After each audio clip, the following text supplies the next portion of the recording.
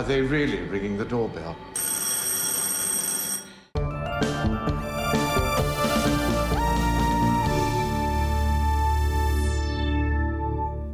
Welcome to Tardis Talk, the weekly podcast where we discuss all things Doctor Who. This week they're back, and they look to be as terrifying as ever. It's our first reactions to Flux Episode 4, Village of the Angels, and joining me in not blinking this week is Matt and Cook. Hello, hello. So, hello. What do we think? We're all suitably quiet after watching that, and I'll lay my thoughts out very quickly and very succinctly. Did great justice with the Weeping Angels. Story plot-wise, very confusing. I was struggling to keep up with it, so I'm going to have to definitely do a rewatch. I don't know if you guys managed to keep pace with all the bits and bobs that was going on. Yeah, there's probably things I've missed in hindsight. But I think at the end of the day, it just proves that there's very little the Weeping Angels can actually do extra to make them interesting. Okay, that's it. What about you, Matt? So I kept pace plot-wise, but I think out of all the ones we discussed so far, this is probably the first episode where I can see how unuser-friendly it would be to come in at this point. Yeah, because there were certain elements in there. I think one of you two, I can't remember who it was, highlighted last week, because I made that argument, didn't I, about, I don't know if it was last week's story or not, but yeah, I think it's difficult to kind of come into Flux midway through like you can do with a standalone series, and that's because it is all very serialized, isn't it? I don't know what it was about tonight's episode for me in terms of the story. It just seemed, I think it was at the point where she went into Claire's mind, so the Doctor went into Claire's mind and started getting a bit more information, and it's connected back to the division again and stuff like that. And then at that point it started for me like I was really struggling to keep up with everything. What were the stones? What was all? I don't understand what that was all about. What were the stones? Yeah, I'm completely lost on that point. I couldn't work out visually what I was looking at. That was ironically a blink and you miss it. Did you pick up on that, Matt? What was that glowing stone thing? I don't know what that was. Are we supposed to know what it is? It was in the burial site. Yeah. Well, my understanding, that's how the Angels got there. What, like originally? So they've always been buried there? Well, there or crashed there. Okay, right. So what was the glowing thing then? Because everything started glowing. Was that the angels glowing? Do angels glow now? I genuinely was confused at that whole sequence. Those last 5 minutes were very, very odd. But I also think you're asking questions we're not supposed to have the answers to. Oh, is that implied then? I just didn't know whether I'd missed something, and I was watching it thinking that, right, have I lost pace with this somehow? All right, let's just rewind a little bit and recap and summarise. So basically picks up from last week where the Doctor, Yaz, and Dan have been hijacked. So the TARDIS has been hijacked by the Angel, and they've landed in 1967. And Yaz and Dan get sent back into 1901 by an Angel, and the Doctor finally meets up with Claire and the awesome Professor Jericho, who we'll talk about a bit later. And the Angels start assaulting the house, and it turns out that Claire has got a rogue Weeping Angel who is a fugitive from the division, and the division have sent other Weeping Angels, as we find out, to hunt that angel down, that rogue angel down. And then there's a whole chase sequence, and we find out that basically the village has been extracted from time as part of a quantum extraction by the Weeping Angels on behalf of the division to get hold of this rogue angel, and then this rogue angel ends up communicating with the Division Angels, or the Extraction Squad, as they're apparently known as, to do a deal to basically give them the Doctor instead. And then the Doctor turns into a Weeping Angel. And that's it. Is that right? Have I missed anything? No, I think you got it. Oh my... It has to be the most headfuckery episode I think we've ever had of Doctor Who. I really struggled to keep up with that. Well, last week's is a proper mind-bending one, but it felt consistent in terms of hooking into everything. Yeah, it was just zany in terms of pacing, but yeah, this is more of a plot mess. And then what? What was the deal with the weird ending of tonight's episode? Well, this is what I mean. It kind of implies that they've been after her for a while, as in they've been after the Doctor for a while, but not been able to to capture her.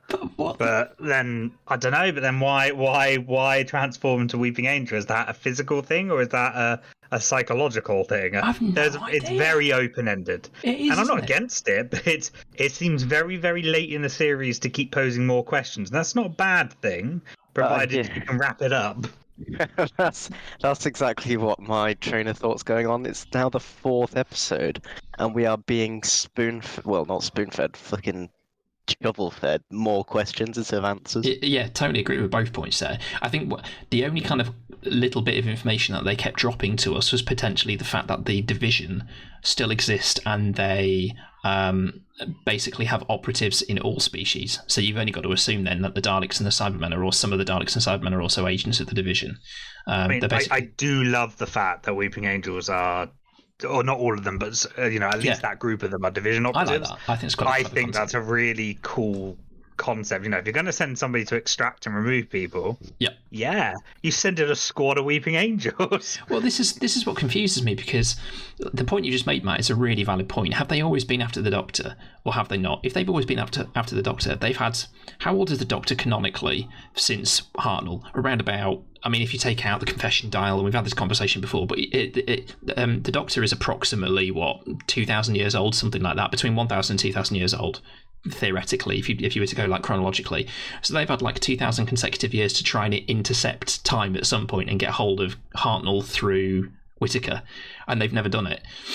So No, but the implication of the whole Joe Martin stuff is the fact that they did find her because she was a fugitive, and then they wiped her mind. But then why have they? Oh, so so the only reason then that they're potentially after Whittaker now, after 13, is because she now remembers about the division. They want to wipe her mind again, so they're recalling her to take her back, wipe her mind, and put her back into a new restart.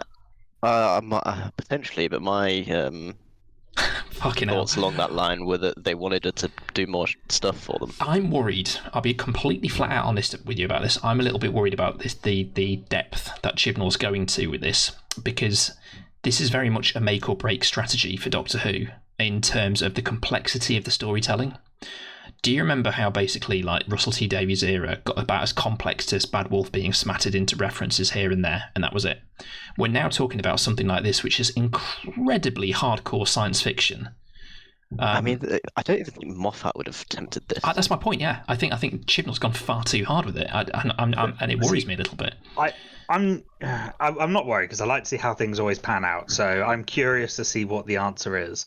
But I'm not against this tactic. I'm very much a believer, though, of the end is going to justify how I feel about it. Because if there is a way that this is all wrapped up in an incredibly satisfying way, then this will be an absolute raving success. If this leaves a bunch more questions or reveals something like we did when we got the Timeless Children, is very bitter tasting. Then I don't think it's going to be necessarily everything that we're hoping it to be. However, I wouldn't go as far as to say that I'm worried about it because, again, it's still in progress. It hasn't landed yet. The only thing I'm getting at here is it's fine that you think this, and I'm with you. I'm looking forward to seeing where it's going. But we're sci-fi nerds. We're Doctor Who fans. We're like hardcore Doctor Who fans and darkers. Phyllis and John, 60 down the road, may have watched that tonight and be like, "Oh, that was confusing. I'm not going to watch that again next week." So my dad's been watching every single episode so far, and he doesn't know what the fuck is going on. And he's a Doctor Who fan as well, isn't he? Yeah. So that's my point. Kind of like that. I have this real concern at the moment that Chibnall is ever so slightly with this particular storyline catering specifically for the fans, which is great and fantastic and brilliant. I just don't think the accessibility is possibly there after something so complicated as last week. I thought it was maybe going to be dialed down about a little bit this week, and we were going to get a straightforward retread of Blink or something like that. But we got this really complicated sort of twist halfway through that was frankly difficult for me to keep up with, and I was like, what's going on? You're right, let's wait and see how it pans out, but I am concerned that episodes like tonight and possibly last week to some extent, taking out the fact that we've got a serialised nature involved with them, I'm concerned that they're going to put people off, casual viewers. Because the bit I was going to add is because we know this was going to be different. We had always talked about the fact that Flux is going to be one continuous story, and it's going to be different. It's either going to be a good thing or a bad thing. But I think, from comparison, if we take this series as this series as we know it. Yeah. We're talking about it being that one long story. That'd be like plonking somebody who'd never seen Game of Thrones before in the middle of one of the seasons and going, what's happening? I think it's fair to say that, yeah, if you're not watching, you're not going to be able to keep up. But that's quite how a lot of modern media, modern TV shows works.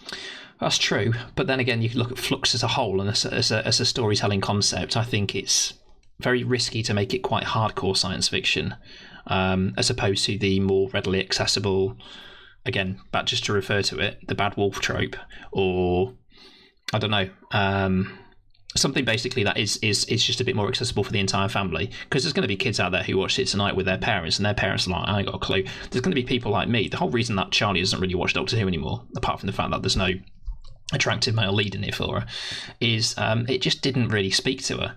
You know, there was like no, she couldn't relate to it. And Doctor Who's always really been more of a family show then, and in the 80s it started getting into trouble because it started experimenting with hardcore sci-fi concepts, like in the Davison era and the Colin and the Colin Baker era, and that's when it started to dwindle a little bit and it started to struggle.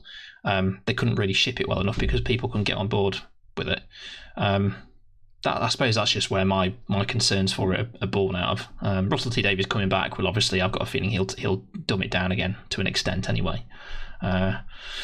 But I don't know. It's a difficult thing to make relatable, though, isn't it? Really, I mean, there's no grounding to it without it being forcibly done. Well, I suppose I just think kind of like leave some of the more complicated sort of concepts out of it, but I don't know. I don't know. And the bit else, because the thing I'd add to that is, if we're talking sort of like modern media as well, if we're comparing it between now and then, is that, yeah, okay, tonight's episode is probably more an exception. It's probably a little bit more hard sci-fi than we're used to. But if we think about sort of like everything that goes on with time travel stories and multiverses that seem to be out there as well, and, you know, infinite plot lines and all that type of things, loads of different major franchises do it. I mean, look at what Marvel's doing at the moment. Look at what we're doing across. Yeah, but again, I knew you were going to say that. Just to kind of like come back at you on that. The only difference I would say there is Marvel isn't shown on BBC One on a Sunday night. No, and I'm just confirm. I'm not saying that it's definitely not a right turn that no one was expecting. What I'm saying is that people are more used to these concepts in conversation. They are becoming more frequently talked about when we talk about media and shows and stories and plots on televisions or in books. So is it as alien as it was back then? Probably not. Yeah, probably not. I'd still disagree and say it is on Saturday or Sunday evening viewing time. Well, you're wrong. I guess we'll have to leave that discussion point there. Going back to tonight's episode, then, I think there was some really enjoyable. I mean, it was fun, wasn't it? Let's not kind of beat around the bush. It was fun. If you take the plot kind of like complexity out of it, there were some great concepts and the typical tropes with the weeping angels and stuff. I quite like the idea of her sketches, you know, producing the image of a weeping angel, that reforming. That was very cool. I really enjoyed that, and they did some good cinematography with the weeping angels as well in this one. Thank Christ we didn't get to see them move again. I know. I was dreading. The one thing I did not want to see this episode was I did not want to see an angel move, and I was so happy that we didn't. You just got to see you on fire. Yeah, that was so cool. That effect was beautiful. That was brilliant. Cool, yeah. Very clever. Very, very clever. Yeah, it's no. They did some really clever stuff with them in that respect. Like I don't know which one of you two said a second or two ago. There's only so much you can do with a weeping angel conceptually. What I do find interesting though is that I don't know whether it's just because like they were a different breed of weeping angel, a different branch, but the weeping angels on board the Byzantium were able to punch their way through a metal door. These ones couldn't get through a bloody wooden door. They were just yeah, they were clearly holding back a little bit. Yeah. Well, I mean, at least they were polite. At one point, they were ringing the doorbell crying out loud. I know, Christ. It was more insistent than Jehovah's Witnesses as well.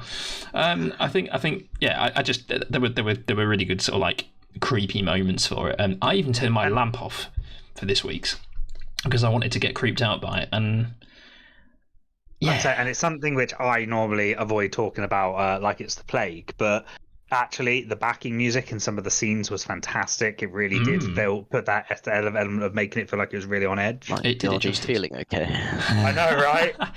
Although I tell you what, I've heard criticism from this past. I've never noticed it until tonight. Transversely posted that good incident music and soundtrack.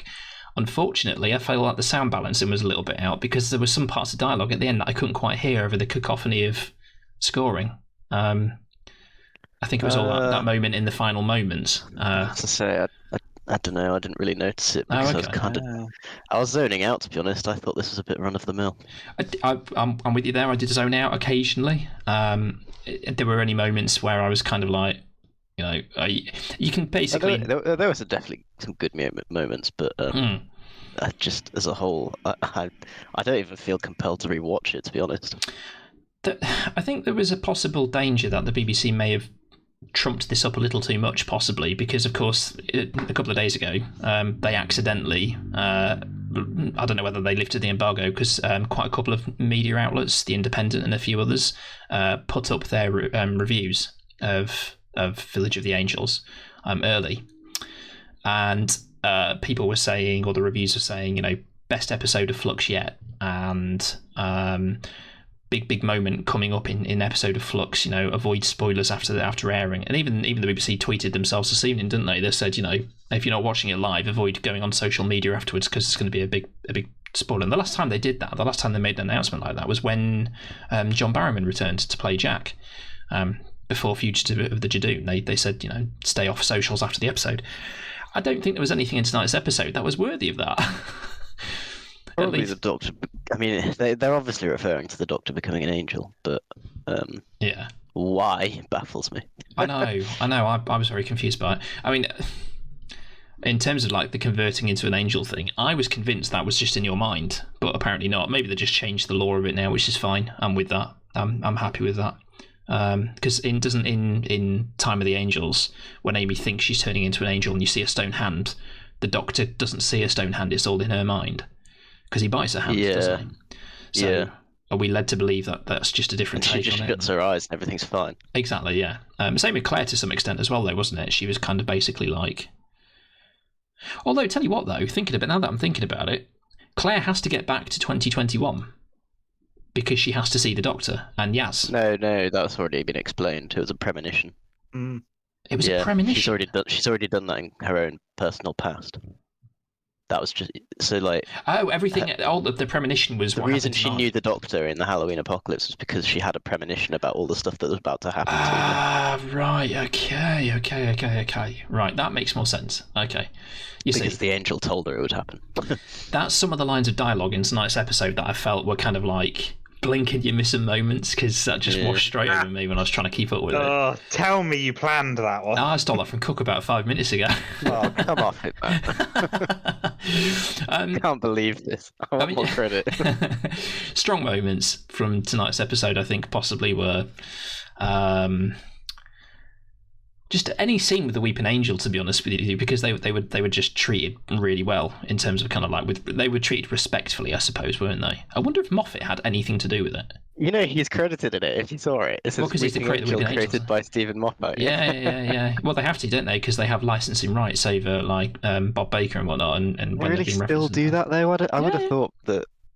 Yeah, I would have thought that by now it would just be, well, you made, because every company, it's like you make shit for us, then it's ours. No, not necessarily. No, most writers, for example, the character of Ace, he is oh god, what's he called? Who was written by Ian Thingamajig in the 80s, Doctor Who writer. He's the character's owner, so there's licensing aspects connected to him. That means that he'd have to give the AOK for her to appear in anything. It's the same with other characters like K9 and stuff. Bob Baker, rest in peace, would have to have some form of... But you're right, there's elements where it's fine. So, okay, so that was... There's other elements of tonight's story as well, very briefly. Let's just talk about how the episode wrapped up in terms of that really weird credits interruption sequence. That was so odd. I don't know what the point of that was. I'm struggling to care with that. The first thing... plot line. Well, no, it's not even the plot line. It's the concept of... The first thing I noticed when it cut into the end credits was that it was missing the middle eight. So there was no dum da dum dum da dum dum. It was just ooh, and then it crackled, and I thought, oh, here we're gonna go. We're gonna get River Song's gonna pop up, or something cool's gonna happen. And it was just Belle. No, it wasn't even Belle. It was Vinda. It was just Vinda popping up, and that was it. And you're like, okay, we get a mid-credit sequence in the weirdest way for no reason.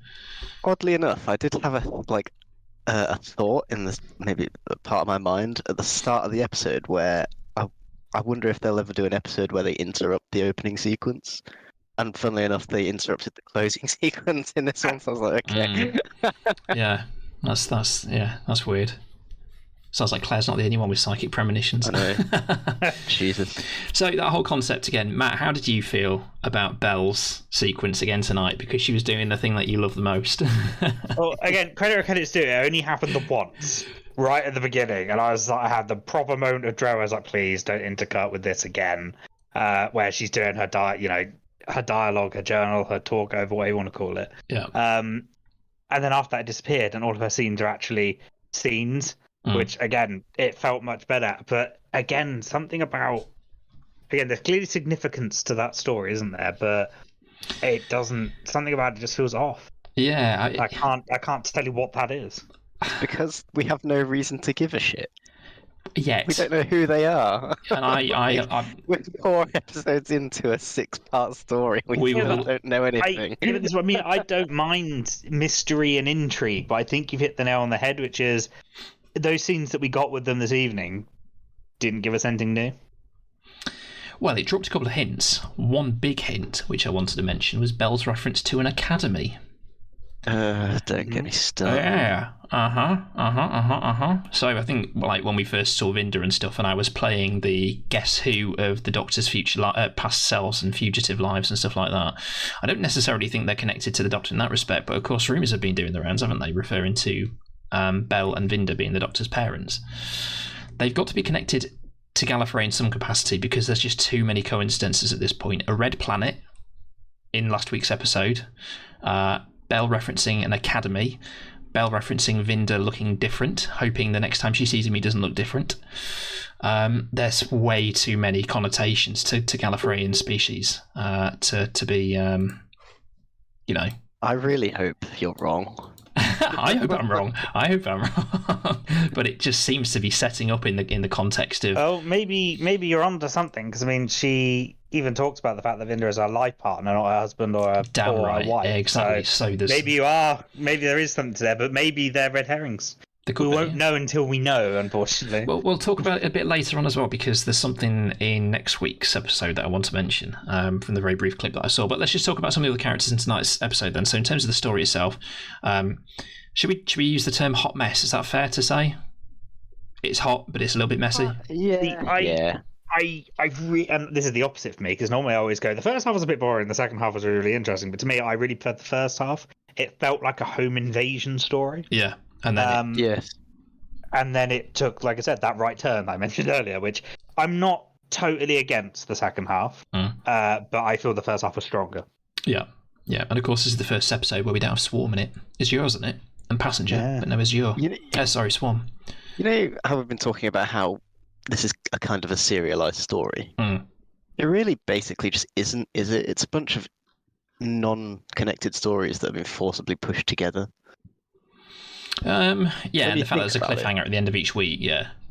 It's not all set on the same in the same location and stuff like that, yeah. I think it's trying to do it's trying to do traditional Doctor Who and serializing it at the same time, and I don't think it's particularly paying off so far. But that's interesting. Well, we'll talk about that at the end of next week's episode, because we'll be coming into the semi-final. It'll be the finale in 2 weeks. Man, this is flying by. 6 episodes of Doctor Who a year is not enough. It's really, I appreciate that. We got another one at New Year and then another one at Easter. That's true. They're padding it out a bit, aren't they? I suppose. Yeah. That's a fair point. So the characters. The question of whether the Flux actually ends. What the Flux? With any kind of answers, or if it's going to continue into the specials. Judging by the way tonight's episode went, no is the answer. Well, yeah, I reckon we're going to get full closure, or Chibnall's version of Full Closure by the Centenary Special next autumn, whatever that is. 1 hour PowerPoint presentation. Yeah, with a load of Jeremy Beremies all over it. Okay, then. So, Hey, I got that reference. hey, there you go. Nice one. Characters then. There were some great characters. Let's talk about Eustachius Jericho. I love him. He's brilliant. Kevin McNally's fantastic in this role. I was expecting the character to be a bit of a fuddy-duddy who'd just be reluctant and take half the episode convincing that anything was weird, but he was right on board with it from the offset. No, even the scenes where, not only was it great to see sort of, that little quick dialogue about his motivation, about how he's not fazed by all of this and is actually rather interested in it.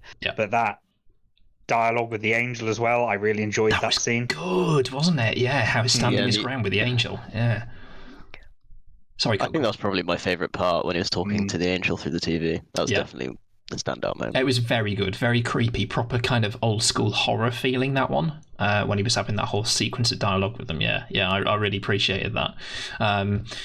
And like, it's going to be interesting to see what influence, because he's definitely going to be back. There's no denying it. He's going to be back either in next week or the week after. I think he's probably in both, isn't he? Is he? At this point, I think. Considering they're still in 1901, so there's going to be stuff going on. Yeah, that's a very good point. Yeah. So I don't know, but in terms of characters, absolutely brilliant.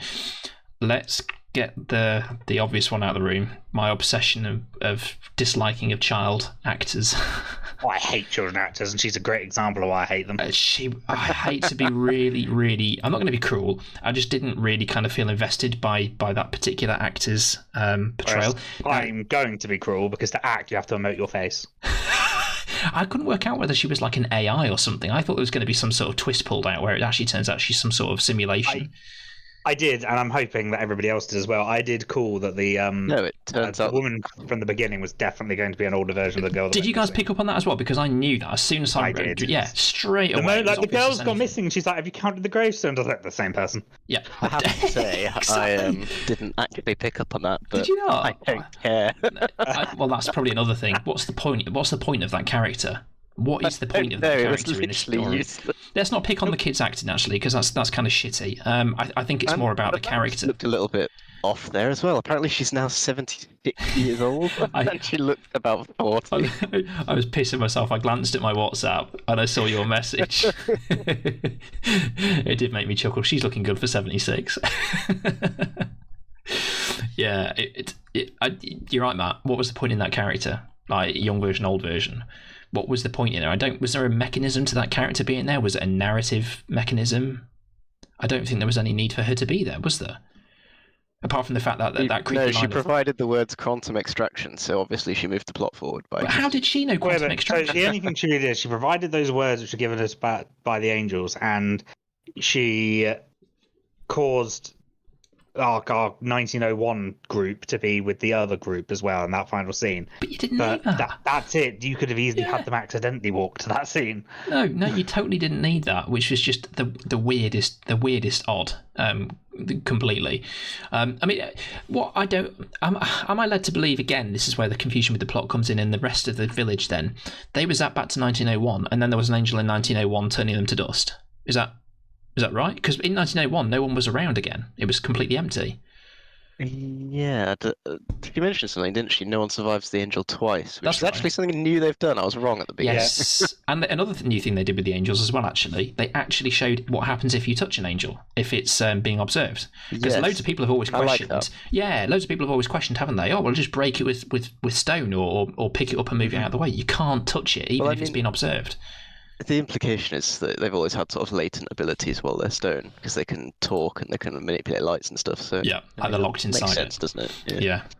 In terms of other characters, there weren't really any notable ones. Claire is an interesting character. She was a great vessel to be used as like a plot mechanism. Literally. Yeah, quite literally a vessel. Yeah. The whole sequence inside her head was quite cool. There was something quite sort of like art house German cinema about the way they filmed that scene with everything black and white and the pebbly shore and whatnot. And her dialogue with the angel was pretty cool as well. In terms of other characters, am I missing anyone? Well, you've got Yaz and Dan. Yaz slipped back into police mode. She's only got 2 modes, really, hasn't she? Pissed off with the doctor and and then PC can't. Pretty much. At least she had something to do, though. Yeah. Just walk around a bit. That's true. I still think it's a blessing having 2 companions rather than 3. Yeah, definitely. It definitely shows. Dan felt like he took a bit more charge this week, which is quite interesting. Definitely appreciated sort of. I liked his line. I'm going to misquote it, but it was basically something along the lines of, "I'm not surprised if she wanted to run away if she has to deal with him." Because that old bloke, he was a right twat, wasn't he? I didn't catch that one. Yeah, he was a right piece of work. Him and his missus. Yeah, very, very, very curiously interesting. And then that was about it on it for characters. So I don't think I missed anyone. They're all pretty. That child's reaction actually to her guardians being murdered in front of her is definitely not normal, is it? No. Yeah, Yaz reacted more than she did. Yeah. I mean, Yaz started crying, so. But I've also been told by Chris here that I can't berate the child acting anymore.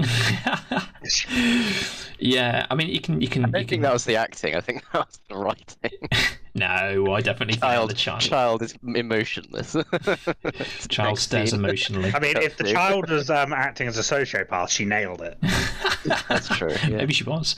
Although adult version of Peggy seemed to have a little bit more emotion in her, so. She had years to think about it. She's maybe that was it. Maybe she spent the next 71 years or however long it is, 68 years, basically kind of like thinking, why didn't I cry when Great Uncle Wilf crumbled to dust? Maybe that's why. But that's interesting because that means that she would have basically had to have grown up around Great Uncle Wilf. I keep calling him Wilf. I don't know what the character's name is. We'll go with Wilf. Yeah. I don't know. Very, very, very curious. Well, not just that. She taught herself based off that conversation. She was her own teacher. Gerald was his name, and yes, you're right. She did. Yeah, she was her own teacher. Yeah. That's a clever concept, but I don't know. Very, very odd. Yeah. In terms of characters, of course we've got Blake Harrison from The Inbetweeners. We've got his new character. If we ever see him again. Oh, Neil. That's what I always think of whenever I see this poor bugger's typecast, really, isn't he? A little bit like James Buckley, who was an Orphan 55. They're going to get Simon Bird and Joe Thomas for the centenary special, so I believe. No, they're not. You heard it here I would laugh. Yeah, the prediction started here. Simon Bird is the 14th Doctor. Yeah, his character was... I don't know, really. He was just a plot device to be able to kind of like... I don't know what he was for. He's probably going to come back again. Obviously, Bell saved him. But is he just there so that Vinder would have someone to be directed to at the end of the episode? I just don't know. Exactly like you said, Cook, shove a load of questions. Nearly 3/4 of the way through the game. They've got a lot to do. And it doesn't look like episode 5's going to provide many answers. Well, yeah, we'll come to that in a bit. I mean, the surface of it. Yeah. Yeah, we'll go on to that. I've got an opinion on that, but we'll come back to that. Okay. Well, all right, let's talk about the visuals then, because I think if this episode definitely excelled in one thing, that was the visuals. Everything from the fact that space is crumbling away and they're surrounded by space was very cool. Those sequences were very cool. Basically, any Weeping Angel shots were fantastically done. That sequence at the start in the TARDIS with the angel flying around the console was brilliant. I thought that was amazing. So clever. So very, very clever. That is just piloting the TARDIS repeatedly, Yeah, I thought that was very cool. And then, of course, basically just any sequence with the Weeping Angel. The big one that we spoke about was the Fire Angel. We'll dub it here first. Stunning. Fire Angel. I fantastic. really enjoyed that. It was a lovely effect and unexpected as well. Yeah, huge. Yeah, definitely. One thing that I noticed they didn't do anything with was, or at least I didn't notice them doing anything with, was the one that was drawn by the thingy graph. The sonograph thing. Yeah. I noticed that. That was. I was expecting that to come out of the machine at some point. I think it just implied it came out of the machine, or at least it was an implication that they were basically making more, wasn't it? In some capacity. Or again, when I'm saying, well, that's a good point as well. Actually, you could just literally print off angels, couldn't you? 3D print them. But moving away from that very, very quickly. Why haven't they done an episode about that yet? Jesus. Hold on, we've probably just given them an idea. Yeah. But the other effect I realised, I love the angel half crawling out of the telly.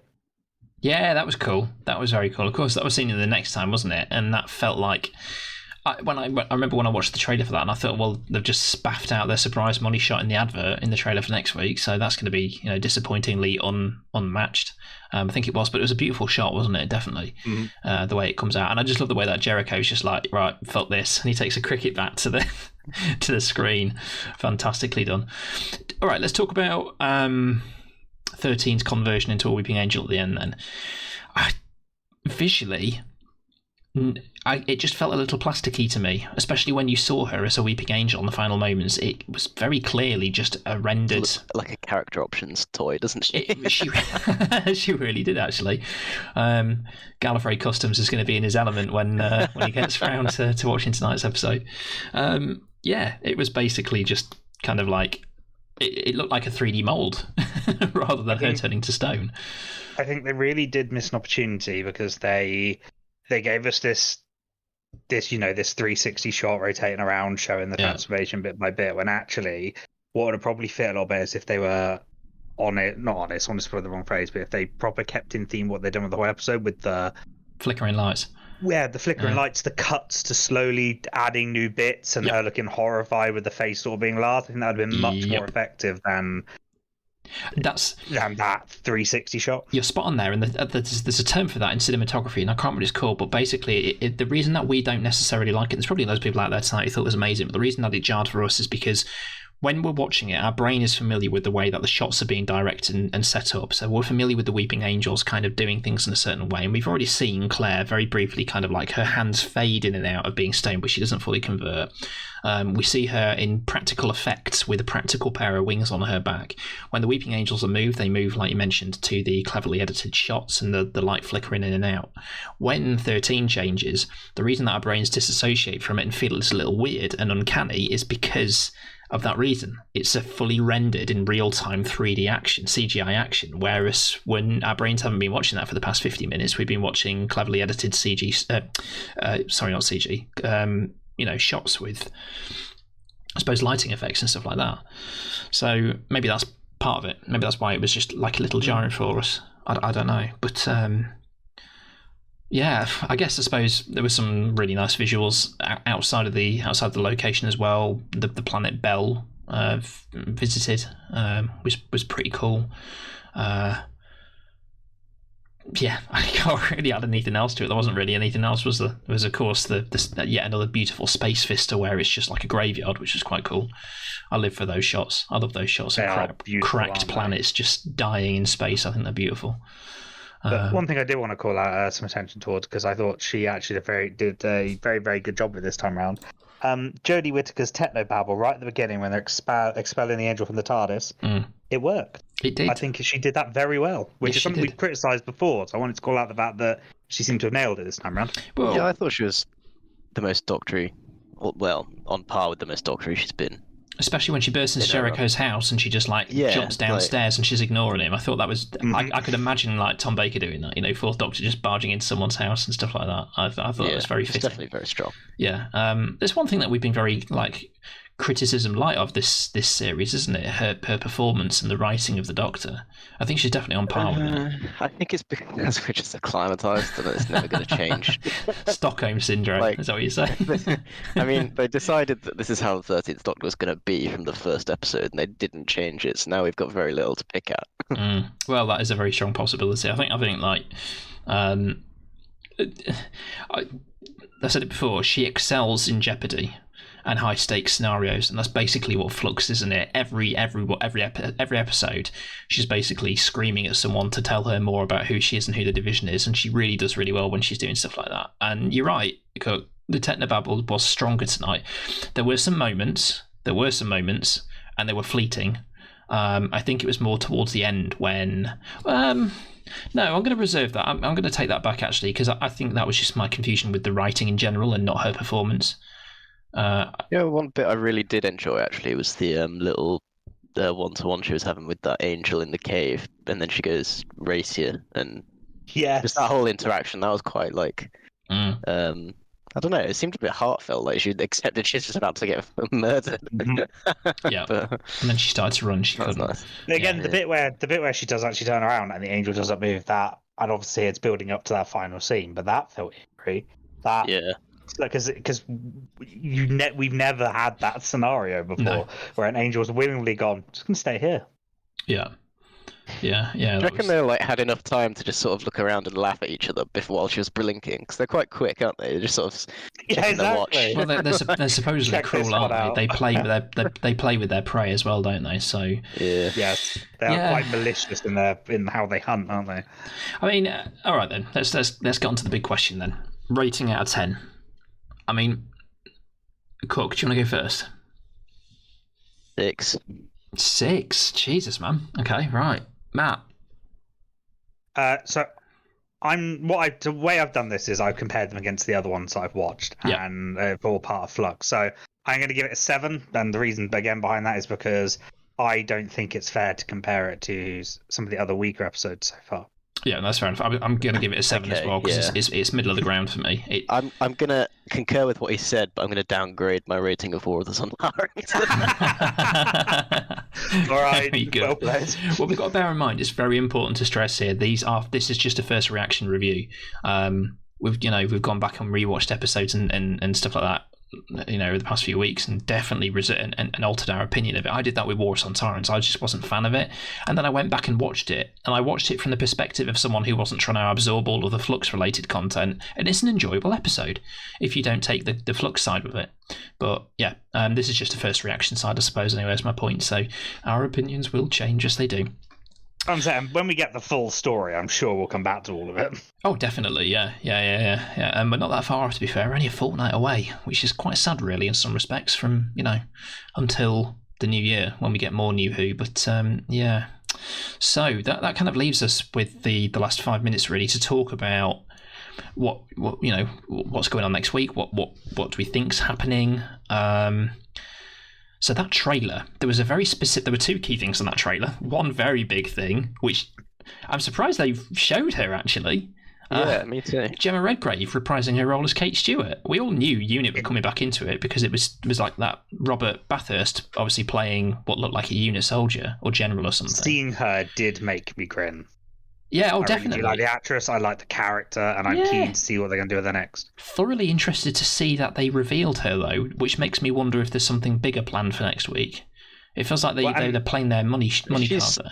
She's also talking to the Grand Serpent, who has the TARDIS behind him in that scene. I need to rewatch it because it just happened so quickly, but... So she's talking to the Grand Serpent? Yeah, and the TARDIS is behind him. So I don't know what the hell's going on. But... Where's the TARDIS now? It's in 1967, isn't it? Theoretically.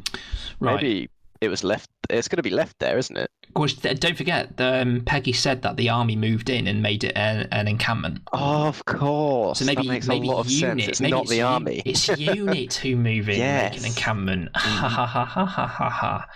Okay, right. See, screw you, Chibnall. We've got this. Still doesn't answer what the Serpent's doing there. I need to go back and watch that. So, Well, it's and Earth, so it's the last bastion of life in the universe. pretty much. And this is kind of the point I was leading to earlier. I said we'll come on and talk about the next time because it looks like it may be a Dr. Light episode, and that is an assumption, but we'll come back to that. And I think if it is, I think we're probably going to get more answers out of this next episode because it's going to be the hunt for the Doctor stroke what on earth is happening. Because again, there was the scene sort of in where they're doing the archaeology bit. We've now got the new character we've spoken about, which is the professor from this episode. Yep. UNIT's coming back in, so I think there's going to be a lot of question hunting here. We still haven't had an explanation as to what's going on with Joseph Williamson yet and his tunnels. He didn't show up in this episode. Didn't show up in this episode, no. But there was one very specific bit, and just to go back to what you were saying there, Matt, either you're right, it's a Doctor Light episode, or they can't show us what's going on with the Doctor because we're finally going to get some answers. She's going to be summoned back to the division, and we're going to actually get some answers, which will be interesting. There was one shot, and I need to go back and rewatch it, but that didn't half look like the capital that ship was flying towards. I don't know if it's Bell's ship. Yeah, it looks like the shell of a domed building. I see what you're saying. It doesn't half look like it. Is it not? Oh, that's disappointing. I don't think so. It looks crystalline. Well, okay. No, I don't know. I can't tell. I'll have to go back and watch it. It threw me off when I watched it. I went, oh, that's interesting. I want more Vinder next time. I think I missed him this time round. Yeah, I definitely want more Jacob Anderson in the next one because he's great as Vinder. But I can't help but feel like they're keeping Bell and Vinder back because of something that is building up towards. And of course, that was... we all know what you think that is. It does. I'm sorry, wrong. but it does fit in. That I disagree. I really don't want it to be the case, but it was that theory that I threw to you guys during the week. A lot of the geek websites, Denner Geek and Comic Book Resource and all that lot. The theory doing the rounds at the moment, of course, is Bell and Vinder are supposedly the Doctor's parents, and that comes from a variety of different clues and hints. And Tigby, Bell's unborn child, is going to be the original version of the Doctor, who isn't Gallifreyan at this point, but ends up going back into the rift where Tectoon founds her and then turns her into, the template for Time Lord Society, etc., like a self-fulfilling prophecy type thing. No, the thing that kind of like stitches all of that together is from, and I know, Cook, you mentioned that this doesn't necessarily meld in with it. At the very, very start of War of the Sontarans, we got a glimpse of a house, and people are ruminating that, or rumouring rather, that is Longbarrow, the Doctor's ancestral home, or at least it's going to be a TV interpretation of Longbarrow, which is of course adopted from the Virgin New Adventures novel of the same name. And Longbarrow, or the non-canonical take on Time Lord kind of biology and stuff, is that Time Lords are woven from a loom, which is basically like a genetic matrix of DNA made up of multiple people, and when they die they get put back in. It's kind of like a soup. So you die, your ashes are put in this soup and then they're scooped out and used to create a new time baby. It's all kind of lending itself to some sort of concept like that in some capacity. You've got the house, you've got Bell and Vinder, Leela and Andred in the novel were supposedly the genetic template for the Doctor's kind of sort of looming. There's loads of really weird, complicated stuff, and if you look at it in that way, it could potentially link, but I just don't know. I don't know whether Chibnall would go that way. The point of that was that the Doctor was a reloomed version of the other, wasn't he? That's correct, yes. Yeah, that's correct. In this case would be Tectoon. Exactly. I would be fine with the Doctor being Tectoon as opposed to the Timeless Child. And it's not the first time that the TV series has adapted expanded universe content. Of course, they've done it frequently, so it's possible. You're not to say what, but you've read a spoiler, haven't you, for how this is going to end? I really want to tell you, and you've been desperate to tell me about all week. Every time I think and we keep telling you to fuck off. Our friendship will be over, so shut the fuck up. Yeah, indeed. Okay. I work hard to avoid spoilers. Be quiet. Well, I mean, yeah. I was going to say something, but I'm not. Yeah, no, do not, and then you can tell us in 2 weeks. You can tell us in 2 weeks episode time whether or not it lends itself to that thing you've already read. Okay, right, fair enough. Well, I think we better leave it there for today. Thanks for tuning in. Don't forget to like and subscribe on our Twitter, Facebook and YouTube channels, where we'll be bringing you new reviews and content every week. We are working on getting the back catalogue onto YouTube, so all 32 episodes will eventually become available on there. It's just finding the time to do it. Join us next week for this series' penultimate episode, Survivors of the Flux, but until then, it's a goodbye from us.